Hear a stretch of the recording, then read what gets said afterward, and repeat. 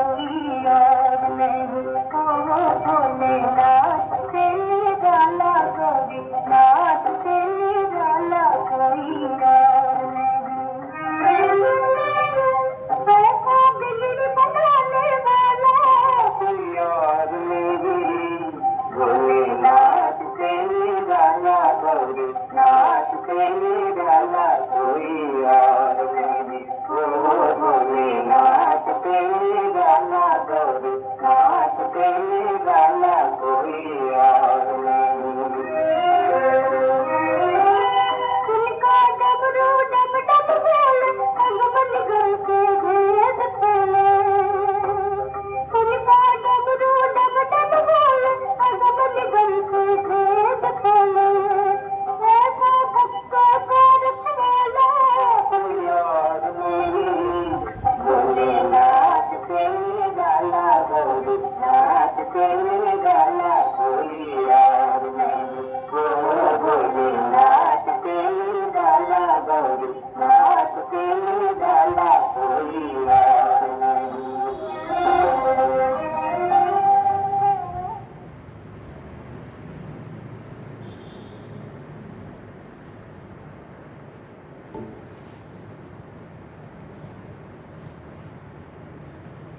ओम शांति। बाबा good morning. आज बाबा के 17 जून 2021 के महावाक्य हैं।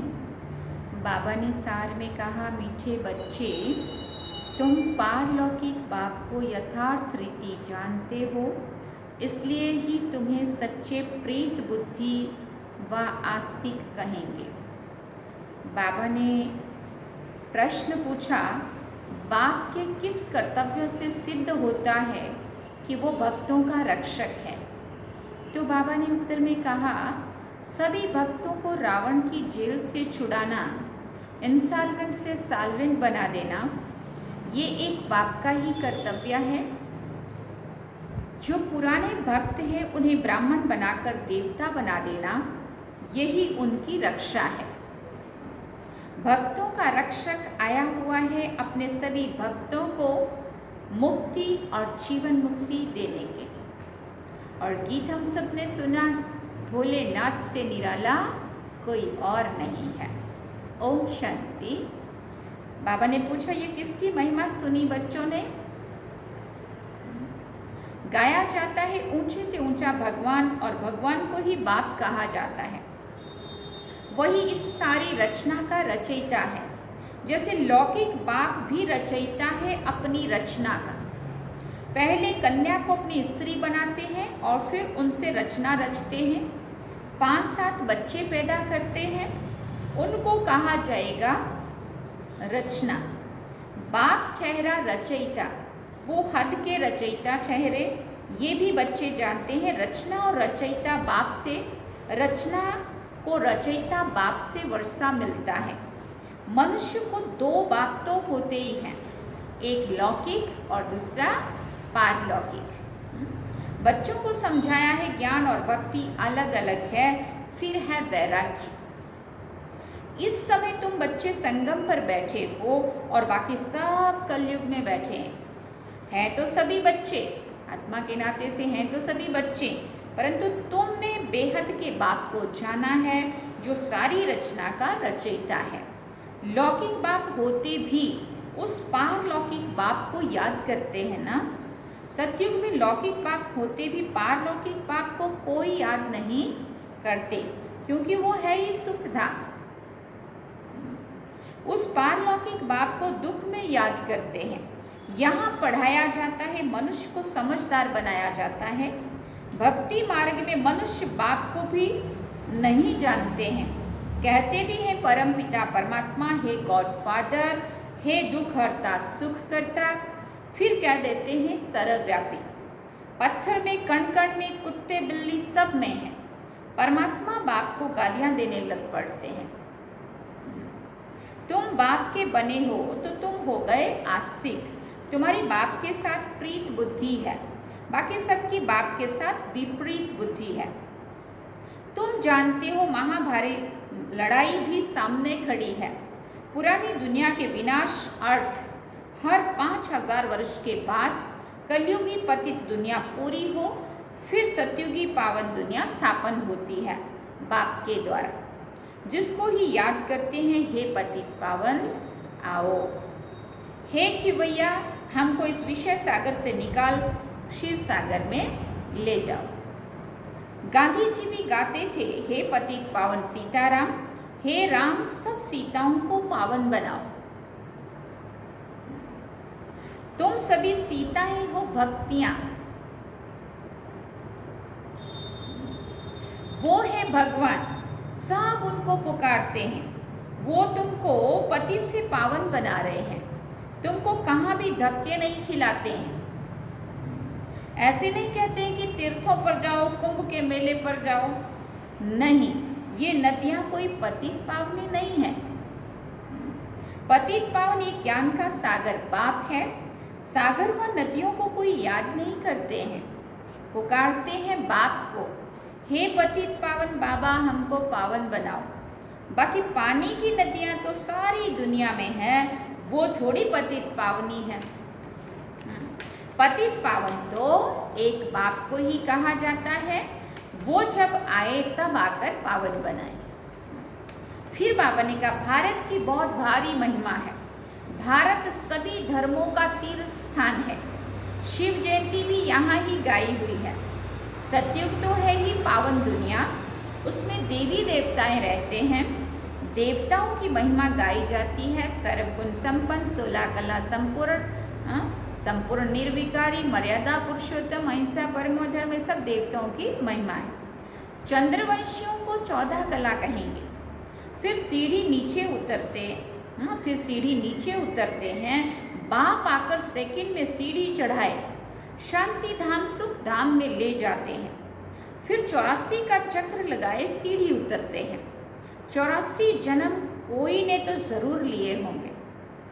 मुख्य है सर्वशास्त्रमयी शिरोमणि गीता, श्रीमद् भगवत माना भगवान की गाई हुई।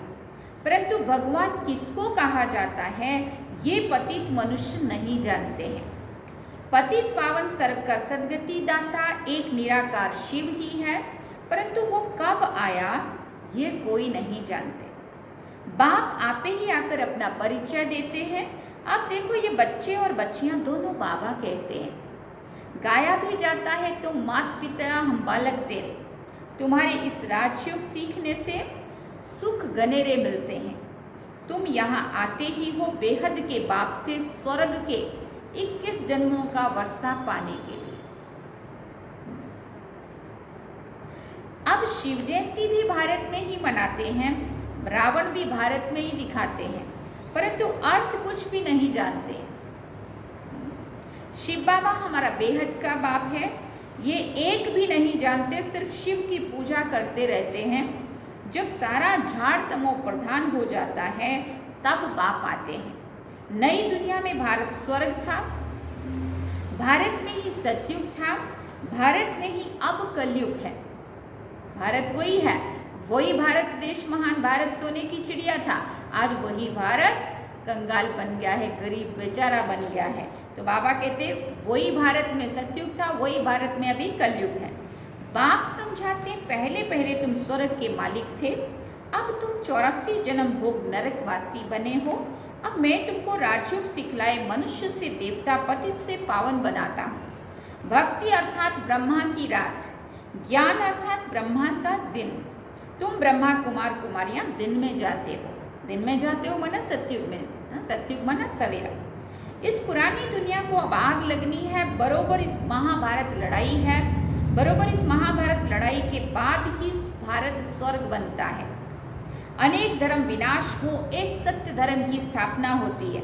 तुम बच्चे बाबा के मददगार बन आदि सनातन देवी देवता धर्म की स्थापना कर रहे हो। तुम स्वर्ग के मालिक बनने के लायक बन जाएंगे तो फिर विनाश शुरू हो जाएगा। ये है शिव बाबा का ज्ञान यज्ञ, फिर शिव कहो व रुद्र कहो। श्री कृष्ण यज्ञ, श्री कृष्ण ज्ञान यज्ञ कभी नहीं कहा जाता, क्योंकि श्री कृष्ण की आत्मा सतयुग में एकदम पावन 16 कला संपूर्ण, और ज्ञान यज्ञ रचा शिव बाबा ने अभी। तो बाबा कहते सतयुग त्रेता में यज्ञ नहीं होता, यज्ञ तब रचा जाता है जब उपद्रव होते हैं, अनाज नहीं होगा व लड़ाई लगेगी तो यज्ञ रचेंगे शांति के लिए। तुम बच्चे जानते हो विनाश होने बिगड़ तो भारत स्वर्ग बन ना सके। भारत माता शिव शक्ति सेना गाई हुई है, वंदना पवित्र की जाती है।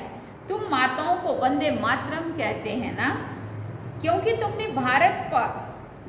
तुमने श्रीमत पर भारत को स्वर्ग बनाया है, शिव शक्तियाँ बन करके, है ना, इसलिए वंदे मातरम है। लेकिन लोगों को इस चीज़ का भी पता नहीं वो वंदे मातरम किसके लिए बोल रहे होते हैं।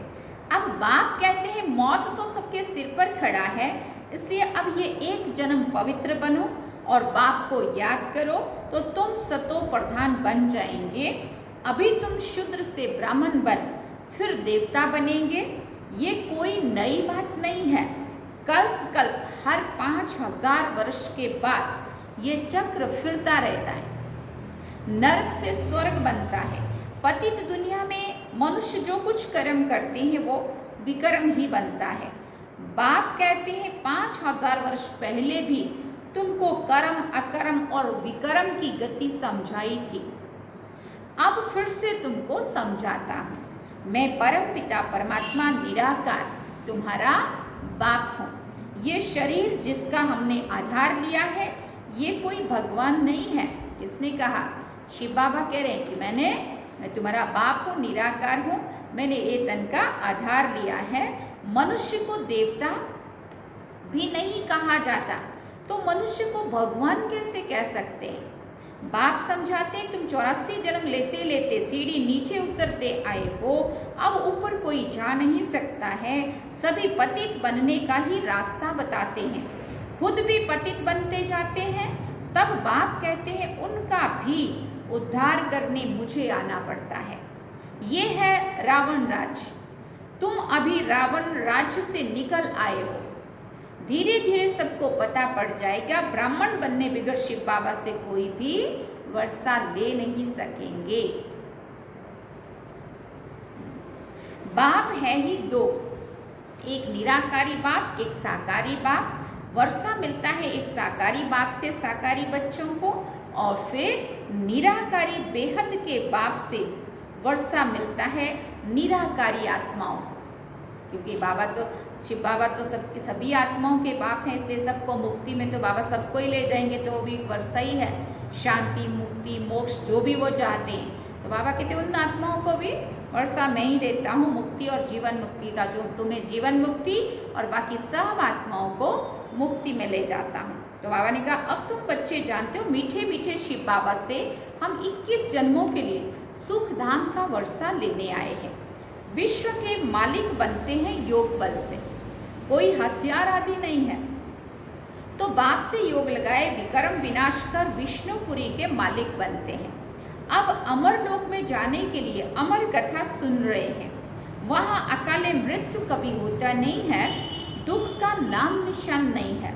तुम बच्चे आए हो श्रीमत पर चल बेहद के बाप से श्रेष्ठ से श्रेष्ठ देवी देवता बनने। ये कोई शास्त्रों का ज्ञान नहीं है। दिखाते हैं विष्णु की नाभि से ब्रह्मा निकला, उनके हाथ में फिर शास्त्र देते हैं। बात कहते हैं ब्रह्मा द्वारा मैं तुमको सारी रचना के आदि मध्य अंत का ज्ञान सुना रहा हूँ। मैं ही ज्ञान का सागर हूँ। गाते भी है ज्ञान सूर्य प्रगटा, अज्ञान अंधेर विनाश। सतयुग में अज्ञान होता नहीं है। वो सचखंड था तो हीरे जैसा था, वो सचखंड था तो भारत हीरे जैसा था। हीरे जवाहरों के महल होते थे। अभी तो मनुष्यों को पूरा खाने के लिए भी नहीं है। इन साल्वेंट विश्व को फिर साल्वेंट कौन बनाए? ये बाप का ही काम है।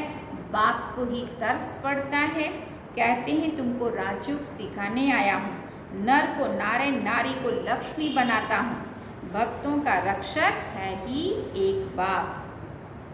फिर बाबा ने कहा तुमको रावण की जेल से छुड़ाए सुख धाम में ले जाता हूँ। सारी दुनिया में जो ब्राह्मण बनेंगे वही देवता बनेंगे। ब्रह्मा का नाम भी बाला है, प्रजापिता ब्रह्मा। तुम ब्राह्मण हो उससे सबसे उत्तम। तुम भारत की सच्ची रूहानी सेवा कर रहे हो। बाप की याद से ही विक्रम विनाश होंगे और कोई रास्ता नहीं है। पतित से पावन बनने का। याद से ही खाद भस्म होगी। सोनार लोग जानते हैं सच्चा सोना झूठा सोना कैसे बनता है। उसमें चांदी तांबा लोहा डालते हैं। तुम भी पहले सतो प्रधान थे, फिर तुम्हारे में खाद पड़ती है, तमो प्रधान बन पड़े हो। अभी फिर सतो प्रधान बनना पड़े तब सतयुग में जा सकेंगे। बाप कहते कोई भी देहधारी को याद नहीं करो। गृहस्थ व्यवहार में रहते एक बाप के सिवाय और कोई को याद नहीं करो तो तुम स्वर्गपुरी के मालिक बन जाएंगे। स्वर्ग अथवा विष्णुपुरी थी, अब रावणपुरी है, फिर विष्णुपुरी जरूर बनेगी। साधु संत आदि सबका उद्धार करने मैं आता हूँ। तब ही कहा जाता है यदा यदा ही धर्मस्य ग्लानिर्भवति भारतः अभ्युत्थानं धर्मस्य तदात्मानं सृजाम्यहम्। ये भारत की ही बात है। सर्व का सद्गति दाता मैं एक बाप शिव हूँ। शिव रुद्र सब उनके ही नाम है, अथाह नाम रख दिए हैं। बाप कहते मेरा असली नाम तो एक ही शिव है। मैं शिव हूँ, तुम शालिग्राम बच्चे हो। तुम आधा कल्प देह अभिमानी रहे हो, अब देही अभिमानी बनो। एक बाप को जानने से बाप द्वारा तुम सब कुछ जान जाते हो। मास्टर ज्ञान सूर्य बन जाते हो। अच्छा, मीठे मीठे सिकिल दे बच्चों प्रति माता पिता बाप दादा का याद प्यार और गुड मॉर्निंग। रूहानी बाप की रूहानी बच्चों को नमस्ते। हम रूहानी बच्चों की रूहानी माता पिता बाप दादा को दिलवा जान सीखवा प्रेम से याद प्यार गुड मॉर्निंग नमस्ते थैंक्स बाबा जी। अब धारणा के लिए मुख्य सार है। पहला पॉइंट, श्रीमत पर चलकर श्रेष्ठ से श्रेष्ठ बनना है। सारे विश्व की सच्ची सच्ची रूहानी सेवा करनी है। आदि सनातन देवी देवता धर्म की स्थापना में बाप का पूरा मददगार बनना है। दूसरी बात बाबा ने कही, आत्मा को सच्चा सोना बनाने के लिए एक बाप के सिवाय किसी भी देहधारी को याद नहीं करना है। पारलौकिक बाप से सच्ची सच्ची प्रीत रखनी है। वरदान में बाबा ने कहा, अंतर्मुखी बन अपने समय और संकल्पों की बचत करने वाले विघ्न जीत भव। देखो बाबा ने विघ्न जीत कैसे बन सकते हैं, उसके लिए क्या करना पड़े। अंतर्मुखी बन अपने समय और संकल्पों की बचत करने वाले विघ्न जीत भव।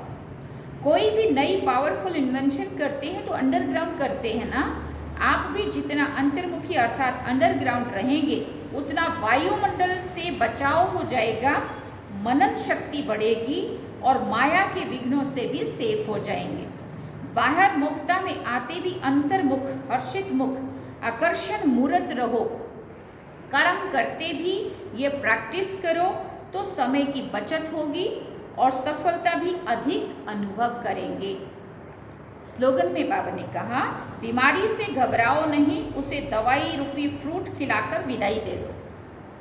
बीमारी से घबराओ नहीं, उसे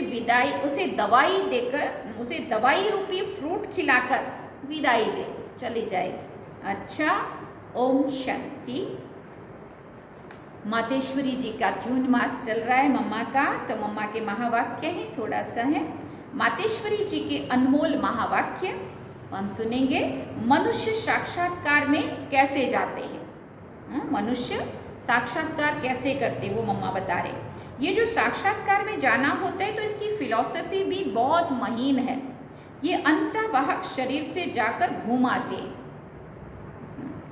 जैसे कोई बाहर घूमने जाता है ना, तो ये ऐसे नहीं कि घूमने गया तो मरा वो घूमकर फिर वापस लौट कर आएगा ना। तो ये भी आत्मा इस बॉडी से निकलकर अंतवाहक शरीर से सैर करने जाती है। थोड़े समय के लिए इनकी आत्मा उड़ता पंछी है। ये भी परमात्मा का काम है जो उनकी रस्सी को खींचकर दिव्य दृष्टि से उनको साक्षात्कार कराते हैं। जैसे रात को जब हम शरीर से न्यारी आत्मा हो सुख पथ अथवा स्वप्न की अवस्था में चले जाते हैं तो उसी समय शरीर शांत है तो देह और देह के धर्म भूल जाते, परंतु ऐसे नहीं कि कोई शरीर मर गया। फिर जब जागृत में आता है तो उस रात के सपने की अवस्था का वर्णन सुनाता है। वैसे परमात्मा के साथ योग लगाने से परमात्मा की फिर दिव्य दृष्टि से आत्मा को सैर कराते हैं। फिर जब ध्यान से उठते हैं तो वो देखा हुआ साक्षात्कार फिर वर्णन कर सुनाते हैं कि हम ये देख कर आए। मम्मा ने कितना एग्जाम्पल देकर क्लियर किया कि जैसे जब हम सपने में कुछ देख कर आते हैं, शरीर शांत होता है तो अंदर से हम अंतर्वाहक शरीर के द्वारा कहीं भी घूम के देख के सपना आ जाते हैं। फिर जैसे आँख खुलती है और हम शरीर में वापस आते हैं तो वो सपना फिर सुनाते हैं ये देख के आया। ऐसे ही साक्षात्कार में भी होता है। तो मम्मा कह रही है तो वो स्वप्न रजोगुण तमोगुण भी होता है। ये ध्यान फिर सतोगुण अवस्था है। तो सपने तो कैसे भी आएंगे, अच्छे भी आएंगे, बुरे भी आएंगे, कुछ भी देख के आते हैं, लेकिन बाबा कहते जो साक्षात्कार कराता हूँ ये सतोगुण है। तो ध्यान में कोई शरीर मरता नहीं है, मगर शरीर की भासना गुम हो जाती है। जैसे क्लोरोफॉर्म देने से शरीर का शुद्ध बुद्ध भूल जाती है ना, सुन्न हो जाता है ना। देखो डॉक्टर जब कोई अंग को डेड करते हैं तो इंजेक्शन लगाकर डेड कर देते हैं, परंतु और इंद्रियां तो चलती है ना। तो ध्यान भी इसी तरह से है कि आत्मा कोई उड़कर सैर कर कर आती है, परंतु शरीर मर नहीं जाता है। अब ये रस्सी खींचने की स्मृति भी परमात्मा में है, ना कि मनुष्य आत्मा में। मनुष्य आत्मा साक्षात्कार नहीं करा सकती। बाबा कहते ये रस्सी खींचने का काम भी शिव बाबा ही करते हैं, और इसीलिए सभी का ये पाठ होता भी नहीं। अच्छा, मम्मा कहती है ओम शांति। ये थे मम्मा के महावाक्य, और पहले हम सब ने सुने बाबा के महावाक्य। तो बाबा ने सार में कहा, मीठे बच्चे तुम पारलौकिक बात को यथार्थ रीति जानते हो, इसलिए तुम्हें ही सच्चे प्रीत बुद्धि व आस्तिक कहेंगे। और मम्मा ने सार में क्या कहा, मनुष्य साक्षात्कार में कैसे जाते, वो मम्मा ने क्लियर किया।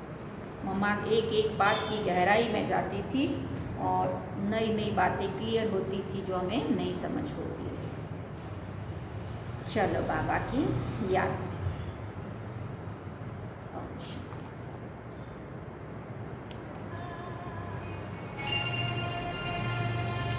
प्रभु से मिला है जीवन, प्रभु को कर दे अर्पण। प्रभु से मिला है जीवन, प्रभु को कर दे अर्पण। सबका भला हम करते चले,